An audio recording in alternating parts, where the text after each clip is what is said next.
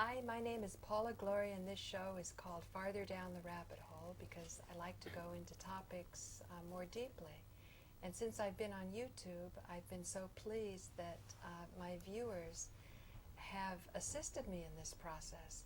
And I find that I have like a whole battery of R&D, research and development. People turn me on to other ideas and other videos, and it becomes a sharing. It's a wonderful community that I think Harold Channer would call autodidactic. In other words, it's self-teaching. Other people have talked about a university of the airwaves, so that if you set your intention to have the answer to a certain topic through the internet, you can get that answer. However, I think people are also beginning to realize that if you have certain technological advantages, it's really important that you stay on top of the technology and that content is king. So in other words, you have to put heart and soul into it also.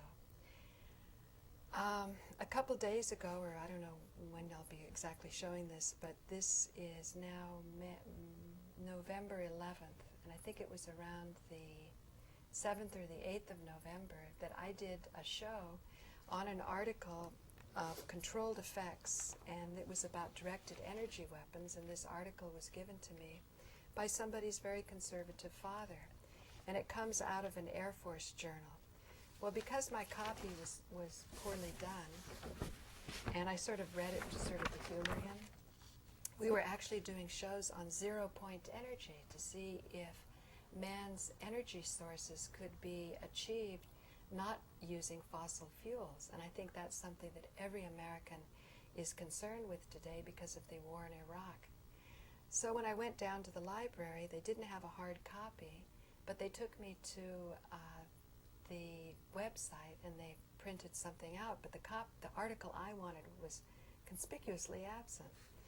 So surprisingly, from my father, a couple days later, after I made the TV show, just sort of limping along with my, lousy photocopied copy, he sent me something also about mind control, talking about directed energy weapons with that topic used used to influence people's thinking. And within the 65 pages that he sent me, which he didn't read himself, I found out later, was the very same article. So I had now a nice, clear and crispy reprint. So as I started to go into this horrific knowledge, talking about some of the victims and what they're experiencing and how classified government papers don't allow them to get things, you begin to see that this notion of victimization is very important. If there is a spiritual science that allows us not to feel like victims, but to become truly God within, or that God is within, and that Jesus said that far greater things we should do, then we should see some evidence of this greater power and be able to apply it. So today I'm joined by two special guests that I met as a result of a conference given on Orbs. And my guest here on the right is Tonia Madenford. Yeah. Hi. And my guest on the left is Michele Noble. Correct. And Michele is from Tahiti, and Tonia is from Wisconsin. Mm. And this conference on Orbs might be considered by those who are activist and politically inclined to be sort of silly or to be distracting from what is really pressing and urgent today. And yet, to have a physical manifestation on a digital camera and to have people really analyze that this is not lens flare, I think is something to be paid attention to. And I'm thinking by addressing some of the most pressing needs, that is, that we need some intelligent focus on the suffering that people are going through as a result of weapons being created, could we not find the universal principles under it and turn this same energy into something constructive? And perhaps, maybe that's what was at our fingertips. I don't know. I mean, you gave a nice presentation about your pajama party with the Orbs. Mm-hmm. What was your experience when that was happening? Well, I had an incredible experience that happened in January of this year, and It was the first of its kind. I had a presence or an object in my room for over an hour, and we were able to capture photographs of it. But the thing that I always share with people when Excuse me, I only saw you. Somebody else was there? was taking there pictures? also taking pictures. And both of you felt the presence so that you were inclined to take pictures? Correct. Now, did you see them? I get that question a lot. At first, no.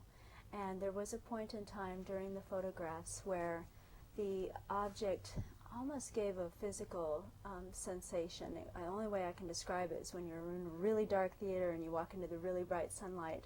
It almost made you want to sneeze and your eyes water, the intensity, the brightness of the light. And in this case, obviously, something was seen.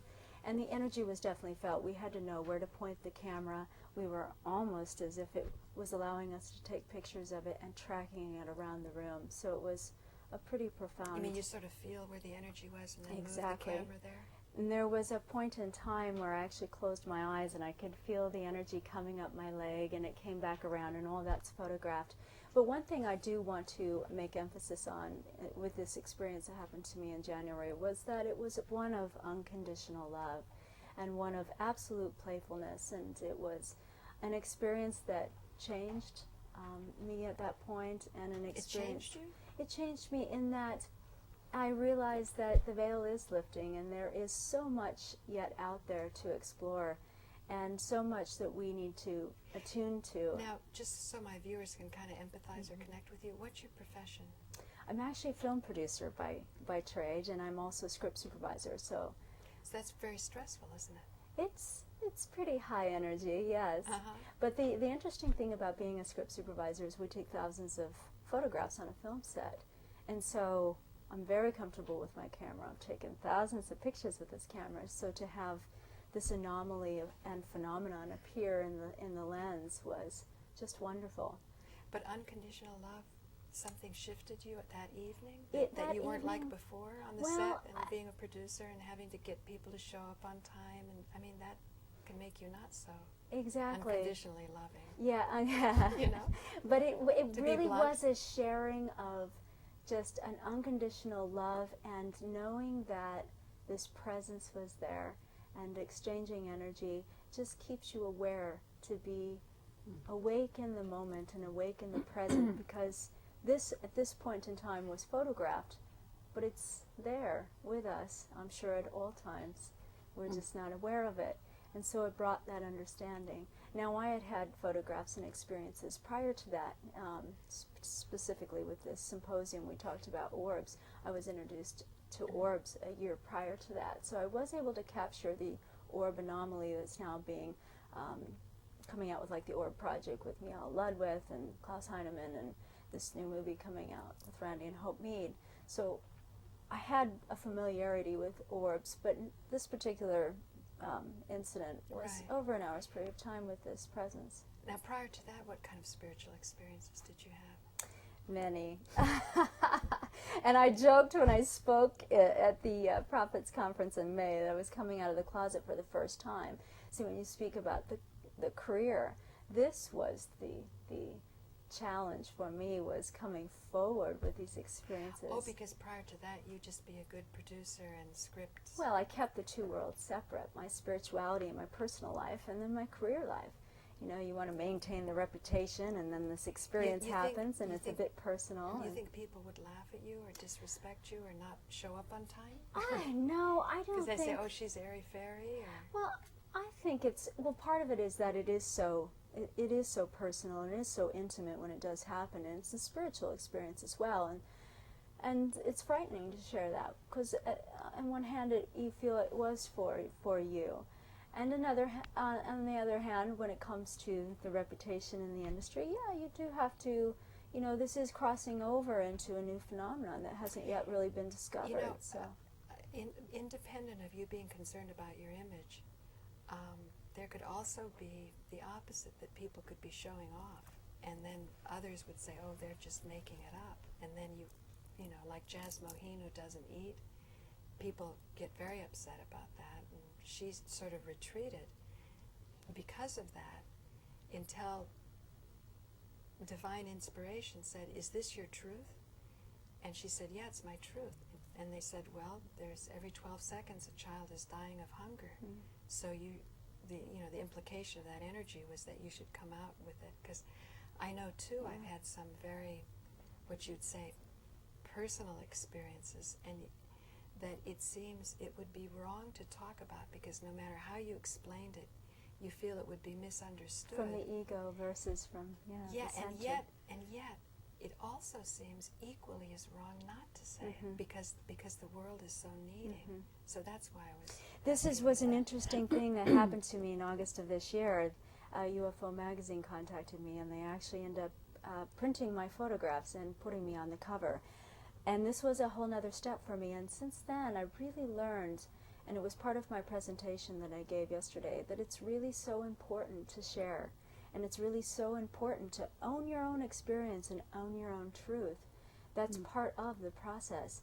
And just as you said, is it right to keep that back from others, because you can inspire others to have their own experience, and you can encourage others to have their own experience.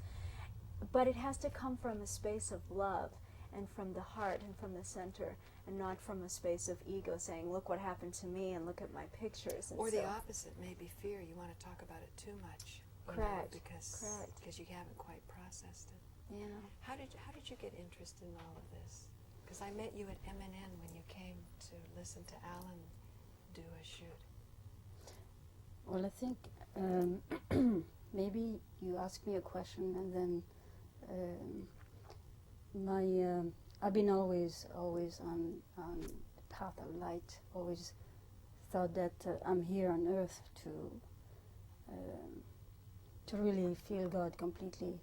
So it has been, actually, it was never a question. It was natural since I was a kid, and I will used to always ask questions to God.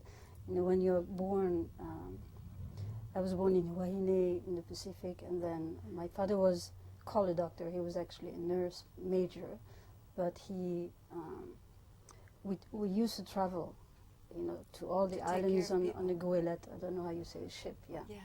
So then we stopped at the Marquesas Islands, where the nature is very wild, very beautiful. And I used to ride horses, wild horses, without knowing they were wild. I used to swim with sharks. It was not something. It was maybe not the same sharks as Fiji or Australia, but I was not afraid of anything, because I felt that nature, Mother Nature, was my mother too. And the skies, I was always. I knew the skies were talking to me, so I was responding to them. I used to talk to birds, so it was very, very natural. Wow. So then when you grow up like that, you just feel like all those blessings are natural, and everybody should have blessings. You know, there shouldn't be any injustice in the world. Right. So of course, when I started to watch TV and see the war somewhere else, and I used to ask my parents, why are they doing this? You know, they could never answer. They say, we don't know, and it's true. We don't know what they do. You know, as simple as that. And I don't think anybody knows anywhere in the world if they have to tell their child who says, why are we doing this? Yeah, so it's I think your heart starts to really beat. And I always felt that there was a beat in the universe too. I felt like there was always a connection between the beat of the universe and my own heart. And I wanted to live like that, to live with the beat of the universe. There was no separation. So, of course, I started to read, I started to, you know, to ask questions to all the teachers in the world, because I thought it was important. You got to travel? Yeah, around? Travel, and even among islanders or wherever I went, I will always listen to why people do that, or, you know, what's their purpose. And that we had eventually a mission, in a way, to understand what's going on, because war is not normal, and justice, or people not having food. I always had food. We could sit down at any table, any of our neighbors. They would not wait for you to ask a question. They would serve you food without. They will give you. So this was always very natural to me, and feeling home everywhere. That was my feeling, like I feel at home today here. Right. It's warm, and I feel it should be everywhere. So Right. spirits, orbs, I saw them when I was a kid. So You saw orbs when you were a child? yeah, it was not something unnatural to me, because in the Pacific, the spiritual world and the physical world are More connected? mingling, intermingling. So it's ancestors are always there. Before I came, I felt like my ancestors from the islands came and visited me. It was a beautiful light, so it was natural. Visited you here in Manhattan? Oh, they also do, yeah. Yeah. Ah, so you kind Wherever of I go. Yeah. So you bring Tahiti with you? Yeah. So you don't feel disconnected. There's no separation. There's a language that comes from before. Therefore, you just want to, you know that it's beautiful to learn, to continue learning, and of course that you feel that you're here to expand, and you want people also to feel that. It's feeling, actually. It's not just, the knowledge is not from the mind, the knowledge is from the heart. Right. You know, so until beauty, total beauty is felt, we can't say that we can't really rest in a way. Oh, right. Until full beauty is felt, we can't rest. Yeah. Does that make sense to you? So both of you are saying, though, that orbs is not an unusual step, or you're familiar with the energy. And I think that's just it. It's energy. It's frequency. Everything that we're talking about is dealing with frequencies.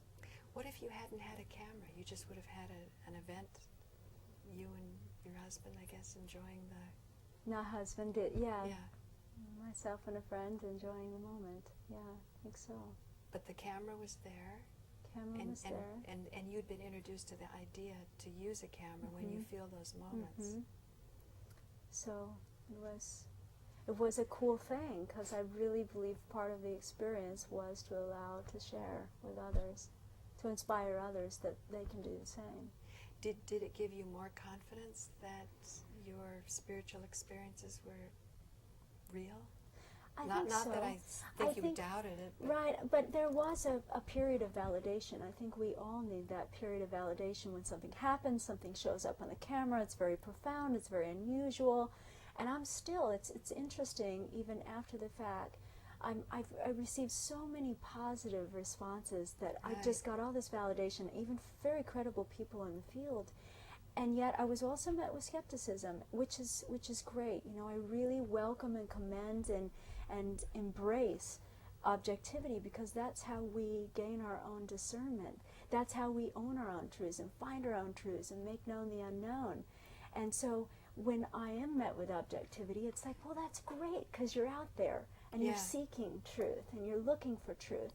And it's helped me even hold on to my truth more and to validate even more that if I can even touch those that maybe do have that objectivity, not to prove that what happened was what happened for me, it's my own truth, but just to make people aware and to open their eyes to new possibilities and new frequencies and new realms.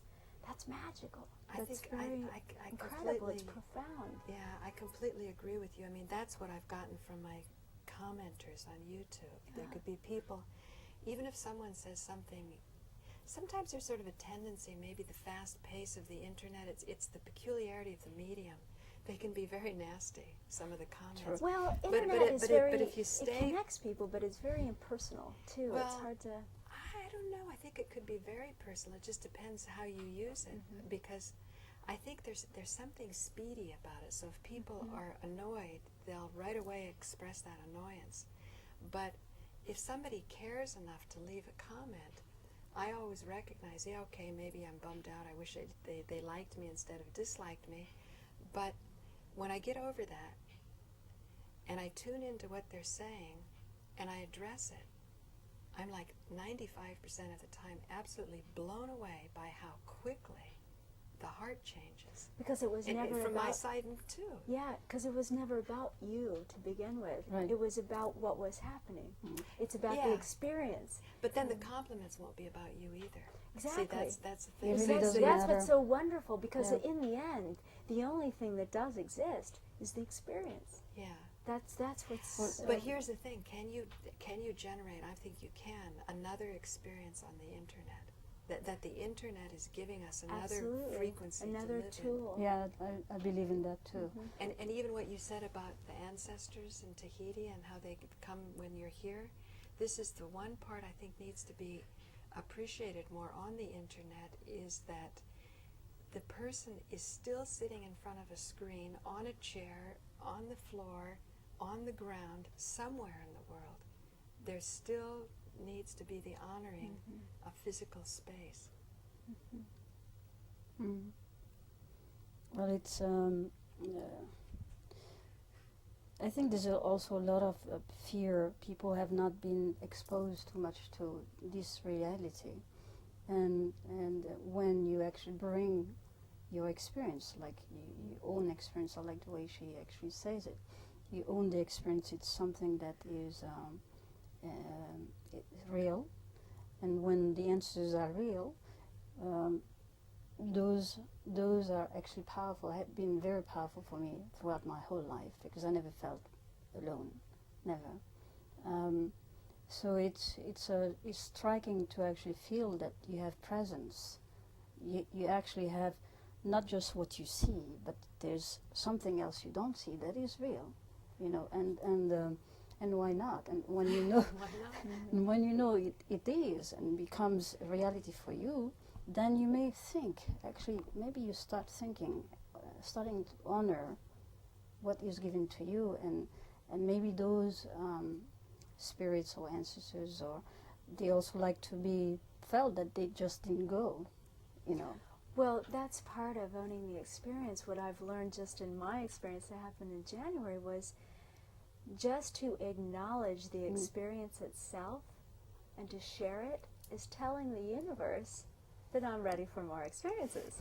Hence, and I've had many more experiences since, and I had many prior to that, but I didn't acknowledge it publicly. I didn't share it publicly. They were my experiences. I'm going to keep them a secret. I'll put them in the journal. We'll archive them away with all the photographs. We won't show anyone.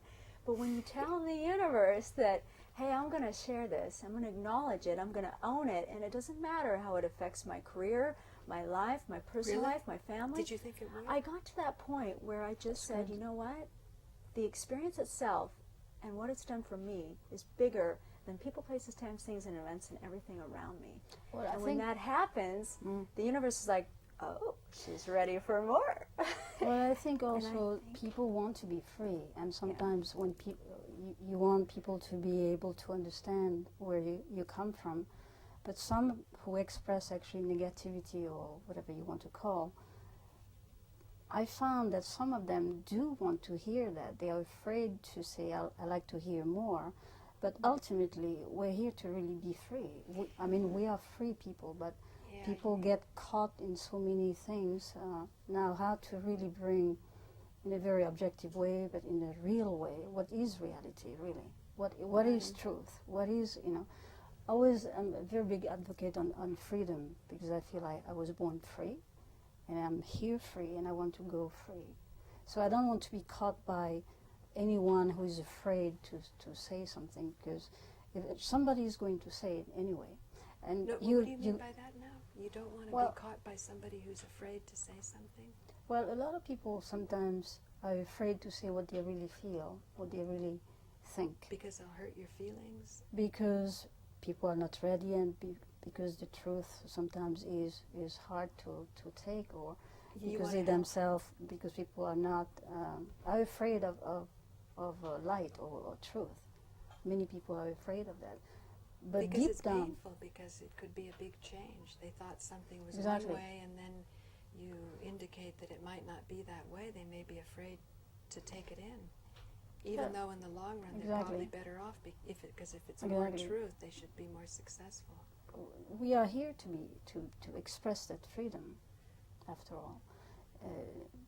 Beauty to me is truth, beauty is freedom. And if you feel that you have maybe a message, even if it hurts people, eventually if it hurts people, sometimes it hurts people to say what is true, and maybe I don't say the whole picture now, but I feel that it is good for people to know maybe the different views, so that they can actually know there is an approach, and then they can question, and then they can, come without being afraid of knowing what's out there. I know you wanted to do something in Tahiti, like a healing center. Would it facilitate getting people over their freedom? We only have 2 minutes left, so maybe you can... Oh yes, people are very open. I love to do that and have different people from you and to take the next step. Yes. How do you see your future? Bright, with many more experiences, and when I have them, I'm going to share them. Oh, isn't that nice? It is. Thank you, Tonia, for thank you. For sharing with me here on Farther Down the Rabbit Hole. Thank you. We are far down the rabbit hole, aren't we? There's Yeah. no going back. Yes, no. Yeah, and thank you, Michele. So Thank you too. we've heard from Tahiti, and we've heard from Green Bay, Wisconsin. And my name is Paula Gloria. The show is called Farther Down the Rabbit Hole. And this has sort of been a casual wrap-up session after a discussion with J.J. Hertog. We talked about his PhDs in science and technology, and how consciousness can move into realms of greater effectiveness in the rest of society. And sometimes that society might be skeptical, but we welcome that skepticism because we know how cozy it is down here in the rabbit hole. Anyway, so thank you for joining me. Thank you. Thank you too.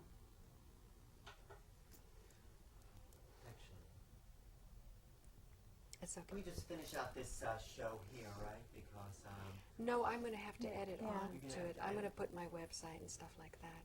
all right, You so know. let's just go. Okay. Wait, ready? I'll make a nice introduction and relax you. And Hi, welcome back. This is Paula Gloria, and this is another episode of Farther Down the Rabbit Hole.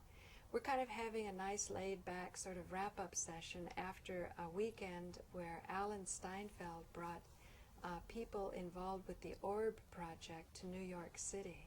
And I have a couple of experiencers here with me, and we're going to kind of discuss what is the relevance of a spiritual experience to one's professional career, particularly when we have to be concerned about how that profession fits into the rest of society. So I have here on my left Michele Noble, and she's from Tahiti, and I have on my right Tonia Madenford, and she's from Green Bay, Wisconsin. So thank you for joining me again on this You're second welcome. excursion down the Okay. rabbit hole. What did you think of that introduction about spiritual practice and professional responsibility? It truly plays into my world because obviously, as a film producer and as a script supervisor in film, Excuse me, what is a script supervisor mean? I didn't ask you continuity that. supervisor, we kind of work with the director in making sure that the film is cohesive, that everything matches, it's a continuity. You take many, many photographs on the set, which is a fascinating world to move from when you're dealing with that into the unknown world in which you're capturing unknown things on camera. But yeah, we track the continuity of an actual film, making sure that everything matches from scene to scene and plays out from script to screen.